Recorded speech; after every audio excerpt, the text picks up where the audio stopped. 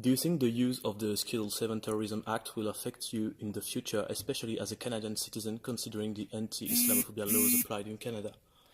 I've certainly thought about this a bit, especially considering it's an international terrorism investigation. And I've had people from Canada tweeting me, left-wing journalists, whoever it may be, saying, will the Canadian government now look into Lauren Southern, now that the UK has and has banned her? Will the Canadian government finally take action against Lauren? Now, I don't know how much sway political personalities on Twitter actually have. Hopefully not that much, but I guess I will find out in the coming days when I return to Canada. Obviously, I was Googling, can I be banned from my own country? But I don't think that is possible, luckily. So maybe there'll be more questions at the border. Maybe I will even have trouble getting into Vienna. I'm not sure at this stage.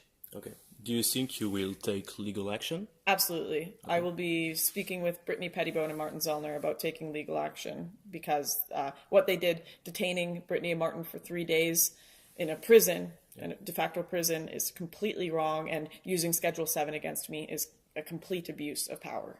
Okay. Do you expect any sort of condemnation from the international community for Britain's action in regards to your arrest? The only condemnation you will get from the international community are the people who have already been labeled as bigots and far right and these kind of things. Because truly what far right and bigot means these days is an average person who has an appreciation for free speech and free thought. I mean, you have people like Majid Nawaz that have come out and supported me, Nigel Farage, who has said this was a misuse of Schedule 7. But no one who are part of the liberal media who still tout their love of open borders have come to defend me. In fact, it seems that in one day I have turned the entire left wing into hardcore pro-borders advocates. They have no consistency. They are all hypocrites. Yeah. Do you think you, Brittany and Martin, as high profiles as you all are, were used as example for what Britain will do in the future right-wing activists entering the country? My hope is that this is a unique case, but the reality is it probably isn't. The reality is that the UK appears to be fearful of young right-wing populist voices who are filling a void that the mainstream media and government are not filling. People have questions. They ask, why will our government not fight back against Islamic extremism? Is this experiment of multiculturalism really working when I cannot even speak to my neighbors, when they spit at me because I adhere to the cultural values that this nation was founded on? Has our government become so generous with strangers that it's unsustainable for ourselves?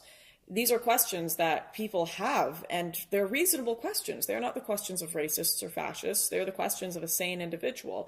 And yet the government and the media class cannot answer these questions, so they fear the people who are answering them, especially when those answers challenge the authority of the government in power.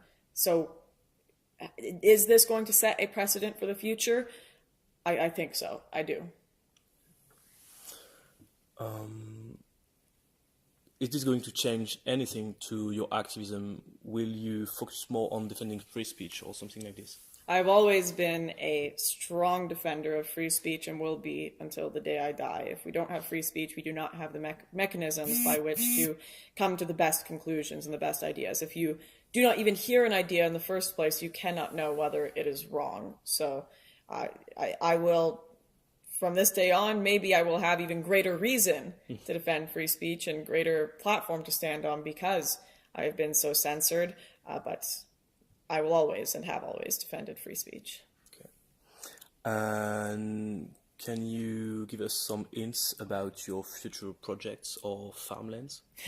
Farmlands has been put on a hold a tiny bit because I was going to discuss farmlands with a few friends of mine in London who clearly I cannot meet with now, but I will be finishing that up in the coming month, and then obviously my documentary Fortress London is going to take a bit of a hit considering this. However, the coming months have been, like I said, thrown in a bit of it's kind of gone to shambles because of this ban, but We will rebuild. I will find out how to get around this and how to continue finishing up the projects like Fortress London and Farmlands despite this travel ban. So right now I'm just taking it with stride. Okay, thank you. Thank you very much.